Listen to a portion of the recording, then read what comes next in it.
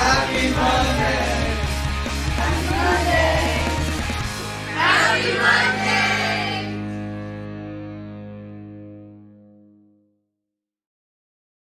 Happy Monday. Happy Monday. You know how you love cover? Mm-hmm. I love a good design. I do too. It's one of my favorite things in the whole wide world. I've been loving these cover designs we've been doing as well. Oh my gosh. A lot of them. We have some really good covers. Yes, we do. I can't wait to see them in person. When we talk about design, it's a little bit scary because we're not working with trained graphic designers, but you open up the page and it's blank. And so to give the average student, even a yearbook student, a blank page and say, have at it, that's how you get backgrounds and 800 fonts. That's right. I mean, there's so many good options in Yearbook Avenue on Layout Pro. You can go to the design palette, and there's theme palettes that have all the different designs for that. They all kind of look alike. They make your book match. There's all kinds of page surfers.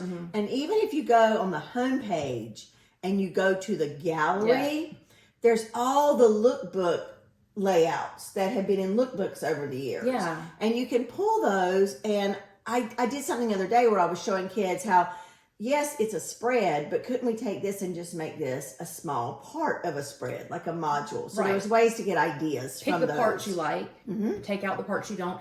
And then if the fonts aren't the fonts you've chosen, change them. If the colors aren't the colors that you want, change them. If there's too much text, remove some of it and add a photo instead, or vice versa. Right. We're going to look at a few books here that we think have some really good design elements. So I'll start with this one. All right. This one is Panther Creek. It's a great design book. I'm going to just show you this sports template. Now, every spread, because remember, we can only look at one spread at a time. So you want to make sure that spread is designed well. And it could have different captions and stories and things going on, but we want to make sure there's certain things that are always on a spread. And one of them is an eyeline. Something that draws our eye across the gutter, connecting the two pages, all right?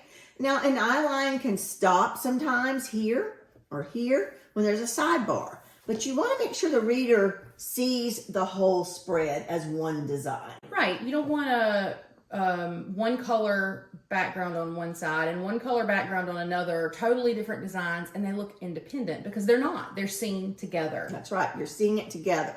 Another thing you really want to be conscious of is your font choice. It's very, very important. We don't need a lot of fonts in a really well-designed book. I mean, I can take one font family, like a Function or an Avalon. Foundation Sans. Yes, and I can design a whole book because it has variations of that same font. You want to be really careful with your fonts.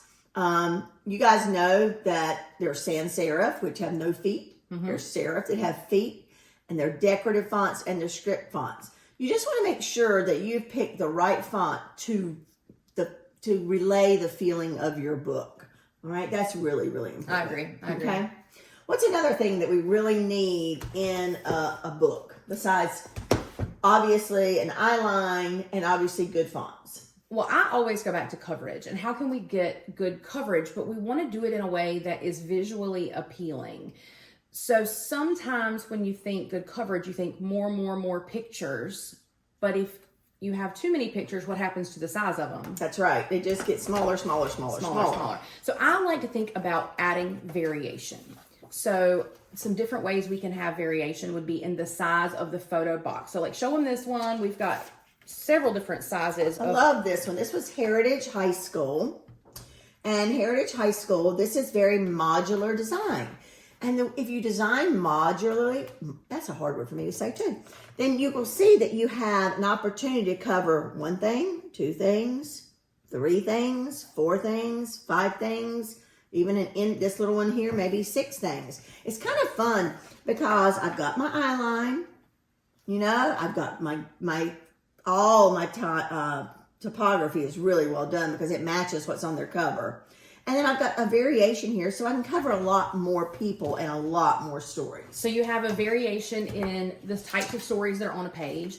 Now let's talk about a variation in photos. What if some photos are larger than others? Is that okay? Absolutely. You want a dominant, 2 to 3 times bigger than anything else on the page, right? And a dominant can be not just one photo. It might be the dominant mod. It might be the dominant mod. That's right. So it could be like something that just draws your eyes to that first on the page, right? Absolutely. Other ways you can get variation to change things up: horizontal versus vertical photos. Right.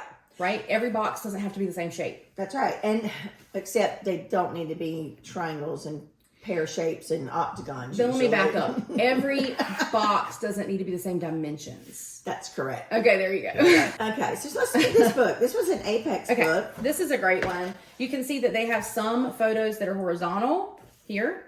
You have some that are more vertical here. And you have some that are more square. And so that variety gives you a little something different for each photo. You'll also see some variety in how many people are in each photograph. So here we have one person centered in this photograph, one person centered in this photograph, but then here we have large groups. Here we have just a few. Here we have just a few. So I love that variety. Another way you can get variety are close-ups versus long shots. Right. I took a photography class one time, and I remember he said, you really need to take, every shot you take, you need to have 3 different levels. You got to have your close-up, which is really tight, like maybe on a football. We'll put some examples in. And then another one would be like that same thing. I'm taking football pictures, and then I've got the bench. Okay, kids down the bench. And that's kind of my second level. And then my third one is my wide angle, where I'm seeing the play on the field. Well, I mean, basically that wide angle gives you the context. Right. But the mid angle gives you the coverage of the person. And then the close-up gives you the details. That's right. That's right. Very good. So you guys, when you're getting out there, this is going to be part 1 of design. Next week, we'll probably follow up with a part 2 on design. Yeah, there's just so much. There's so much. And yes, there are design rules, but some of those rules can be broken. I like to tell people when they're learning this to pick 1 or 2 things that's going to be very important to you this year, or that's really going to bother you if you get it wrong, and focus on that, and everything will come in time. That's right. So maybe start with just making sure you have eyelines on your spreads, just making sure your fonts are consistent on your spreads, making sure that you have good coverage and good photographs on your page. Every time. There's the phone. Every week. All right. See you next week. Bye.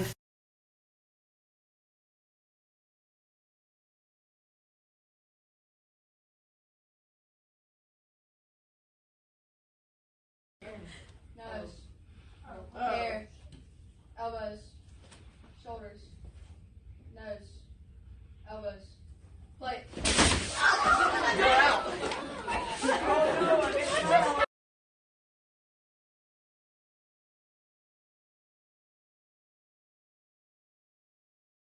I want to teach you today the beauty of using the pre-made templates, but maybe not using them exactly as you find them.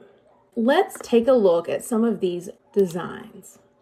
To do that from your home page, you're going to go to the gallery and scroll through until you find something you like. You can click on it to enlarge it and then close it if you're not happy with it.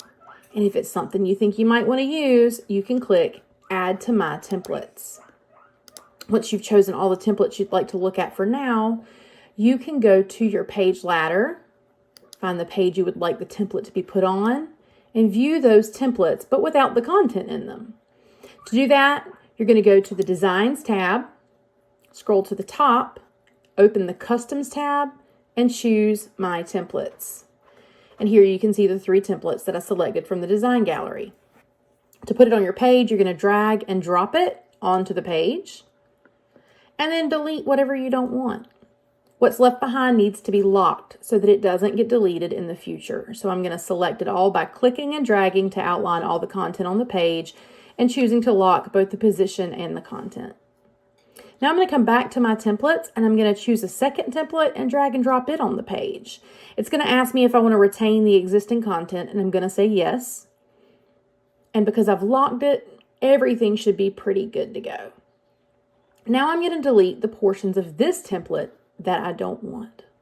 And what's left behind, I can move around and I can edit to fit the space that I have and my desired look.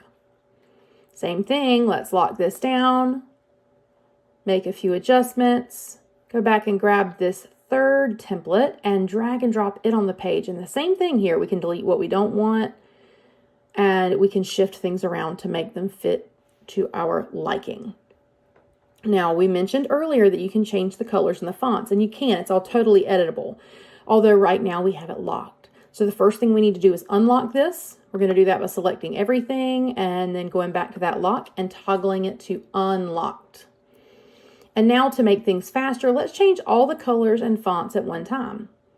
To do that, you're going to go to Edit, Select, and then you're going to choose your category. So we're going to start with color.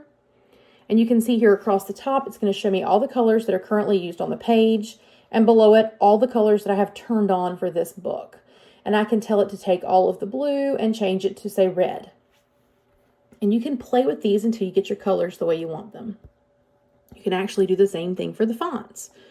So you can pull up this little drop-down menu, which will show you all the fonts that are currently being used, and you can tell it to change them.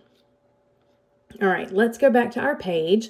And you'll notice I have this one kind of big white spot. I thought that might be a fun place to put a headline, but I wasn't really loving the headlines available on the other templates.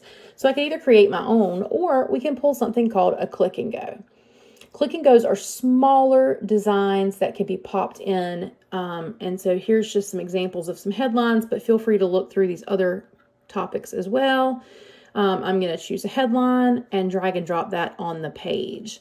It doesn't fit perfectly, but we can edit it. Everything's totally editable. So I'm going to drop this on the page and it's going to come in grouped. So I need to ungroup that so that I can change things up. So we're going to ungroup that with this button right here. And now I can click and move things around, delete things I don't want. And then we could go through the process of changing those colors again. But you can see how I went from having a blank page to having a designed page. I'm not going to say it's the best design page that I just did in 3 minutes, but hey, we have a page designed in 3 minutes and it's a whole lot better than starting with nothing. See you next week. Because I don't look good in a triangle, but I don't know, you might.